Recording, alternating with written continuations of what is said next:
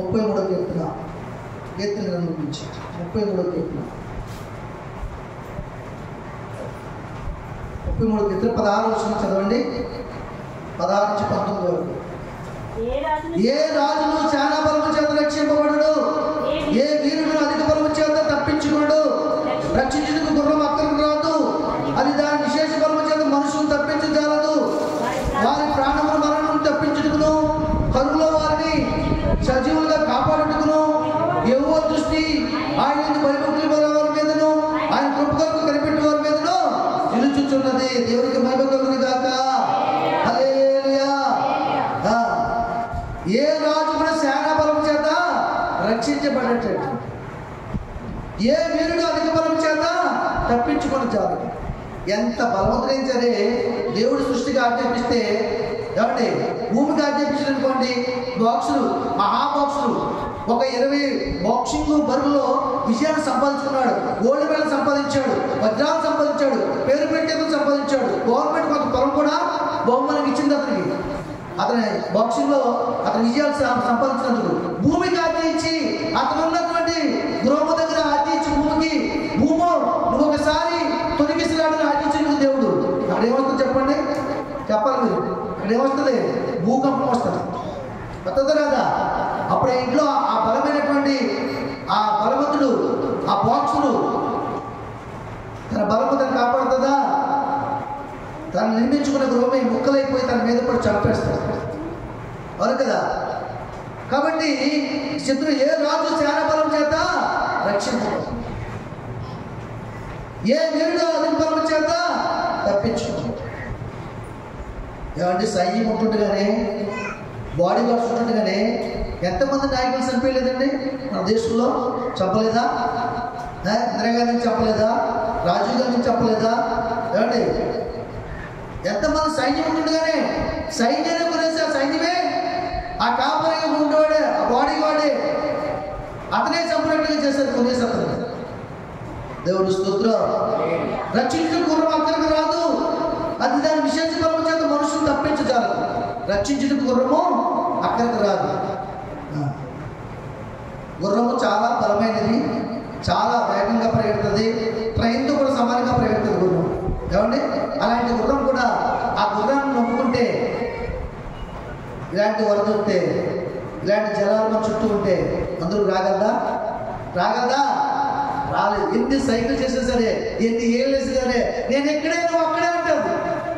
ఇక్కడ వారు అక్కడికి రారు, అక్కడ వారికి ఇక్కడికి రారు. ఎందుకంటే మనం వచ్చి అనాథం ఉంది కనుక. దేవుని ప్రియమైన సంగమా, రక్షించుటకు గుర్రం అక్కడికి రాదు, దాని విశేష బలం చేత మనుషులను తప్పించాలి. గుర్రం చాలా బలమైనది, ఏనుగు చాలా బలమైంది. కొన్ని బలమైన జంతువులు చూసి మనం గర్విస్తుంటాం, బలమైన పరిస్థితులు చూసి కూడా గర్విస్తుంటాం. మన చేతిలో 1,00,000 రూపాయలు ఉందనుకోండి, నాకేం పర్లేదు, నేను ఎవరైనా ఏమైనా చేయగలను అనుకుంటాడు మనిషి. ఓ 10 మంది అన్నదమ్ములు అనుకోండి, ఒంటరి వాడి మీదకి వెళ్ళి ఆడు కాలు చేయించగలము అనుకుంటారు మనుషులు. ఆ 10 మందిని కూడా వేరు చేసి ఎవరికి వారుగా వేరైపోయినట్టుగా కూడా చేయగలడు దేవుడు ప్రతికూల పరిస్థితులు ఇచ్చి. ఎందుకంటే దేవుని బలం చాలా గొప్పది. చాలా మంది అనుకుంటారు, మా అబ్బాయి అమెరికాలో జాబ్ చేస్తున్నాడు, కనీసం 5 లక్షల శాలరీ వస్తుంది నెలకి, నాకు ఏదైనా జరిగితే కాపాడుతాడంటే, ఆ నెలలో ఉన్న వారిని అమెరికా నుంచి వచ్చి కాపాడగలదా? 5 లక్షల శాలరీ కాపాడగలదా? పంపించిన అందుకోవడానికి అవకాశం లేదు. మనకి చెప్తాను, నెలలో ఎత్తున్నారు. కాబట్టి దేవుని ప్రియమైన సంగమా, దేవుని చేతిలో మనం బలవంతుల చేతిలో బాణముల వల్ల ఉండాలి తప్ప ఇవేవి కూడా మనం తప్పించాలి. అయితే వారి ప్రాణములు మనము తప్పించుకును, కరువులో వారి సజీవులుగా కాపాడుతుంది. సరే, మానవుల ప్రాణాన్ని మరణించి తప్పించడానికి ఎవరు వశం ఉంది? ప్రభు అయిన క్రీస్తు వశంలో ఉంది. ఎందుకంటే ప్రాణం పోసేవాడైనే ప్రాణం తీయవాడు. నరుని ఆత్మ యెహోవా పెట్టిన దీపము, అది వెలిగించబడాలి, అనేకులు వెలిగించాలి.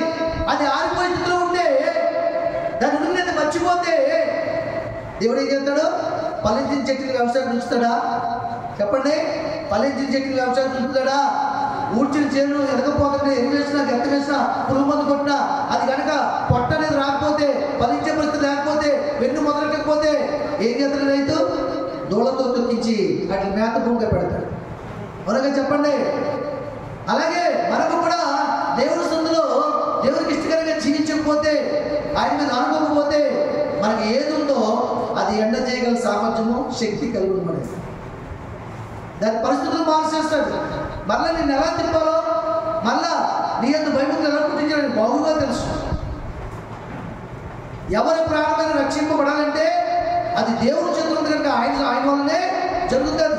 అందుకనంటే వారి ప్రాణములు మరణములు తప్పించుటకును, కర్మల వారి సజీవులుగా కాపాడుటకును ఆయనే సమర్థుడు. కరువులో వారి ప్రాణాన్ని కాపాడారు. ఇందాక మనం చెప్పుకున్నాం కదా, వారి దగ్గర ఆస్తి ఉంది, అంతస్తుంది, వారి కరువు వచ్చిందా లేదా? అమ్మా మన దగ్గర డబ్బు కరువు వచ్చిందా లేదా? ఏంటో కరువు? కరువు ఏంటి? కరువులో రకరకాలు ఉన్నాయి. కరువు ఏంటి? వస్తువులు అనే కరువు కాదు, ధనం అనే కరువు కాదు, హోదా అనే కరువు కాదు, డబ్బు అనే కరువు కాదు, బంగారం అనే కరువు కాదు. ఇవన్నీ కూడా ఎంత సంపాదించుకున్న కరువే మనకి. బంగారం ఎంత కొనుక్కుని ఇంకా కొనుక్కోవాలనిపిస్తుంది. మరొక చెప్పండి, డబ్బు ఎంత సంపాదించుకున్నా ఇంకా సంపాదించాలని ఉంటుంది. వస్తువులు ఎంత కొనుక్కున్నా సరే ఆ పైన కూడా పెట్టేది బాగుంటుంది. ఏంటది? సన్సైడ్ అంటే నిండిపోవాలి, ఇంకా కొనుక్కోవాలనిపిస్తుంది. కానీ అన్నం ఒకటే చాలా అనిపిస్తుంది. ఆ పట్టు ఇవన్నీ ఉన్నా సరే ఆ పట్టు అన్నం దొరక కరువు ఏర్పడింది. ఏ కరువు అది? ఆరమనే కరువు. దేవునికి మహిమ కలుగును గాక. డబ్బు అనే కరువు ఉన్నా, ఆస్తి అనే కరువు ఉన్నా, అంతస్తు అనే కరువు ఉన్నా, బంగారం అనే కరువు ఉన్నా, వస్తువులనే కరువు నువ్వు జీవించగలవు. కానీ ఆహారమనే కరువులో నువ్వు ముంచుపడిపోతే, నువ్వు మునిగిపోతే నీ ప్రాణం కాపాడబడదు. ఆకలితో అమలు చనిపోవాల్సిన పరిస్థితి ఏర్పడుతుంది. బలమైన శరీరం బలహీనమైపోతుంది. మోక్షుడు ఎండిపోతాడు. రాజు ఆయుధం నిర్మించేస్తాడు. తన దగ్గర ఆయుధం లేపడానికి కూడా బలము చాలదు. దేవునికి మహిమ కలుగును గాక. కాబట్టి వారి ప్రాణాలను రక్షించుటకు మనం నుండి, కరువులో వారి సజీవులుగా కాపాడుటకును, యెహోవా దృష్టి యందు భయభక్తులు గల వారి మీదను, ఆయన కృపగా కనిపెట్టి వారి మీద నిలుచుచున్నది. ఆయన దృష్టిలో ఉండాలి మనం. ఆయన దృష్టిలో ఎప్పుడైతే ఉన్నామో మనకి ఎవరు ఏ హాని చేసినా ఈ సృష్టి ఏ విధంగా మనకి హాని చేయలేదు. ఒకవేళ చేద్దామన్నప్పుడు ఆయన కనుకుంటుంటుందంట. ఆయన కనుదృష్టిలో ఉన్నాం కనుక అప్పుడు ఆయన ఉగ్రనేత్రం తెరిచి వారిని సర్వనాశనం చేస్తాడు. ఆ పరిస్థితులు మారుస్తాడు. నీ శత్రువుని మిత్రుడిగా చేస్తాడు. నీ విరోధిని స్నేహితుడిగా మారుస్తాడు. నీకు హాని చేయనట్టు వారిని మేలు చేయనట్టుగా చేస్తాడు. దేవునికి మహిమ కలుగును. హల్లెలూయా. కనుక దేవుని సన్నిధిలో మనము మనకున్న స్థితిగతులు బట్టి అర్చించడానికి వీల్లేదు. నాకు డబ్బు ఉంది, నీకు అన్నీ ఉండాలి, ఎందుకంటే కానీ దేవునికి లోపడి ఉండాలి, తగ్గించుకుని ఉండాలి, దేవుని మీద ఆధారపడి ఉండాలి. అప్పుడు ఇవన్నీ కూడా నీకు అక్కడికి వస్తాయి. నేను ఇది నీకు అక్కడికి రాదు. దేవునికి మహిమ కలుగును గాక. హల్లెలూయా.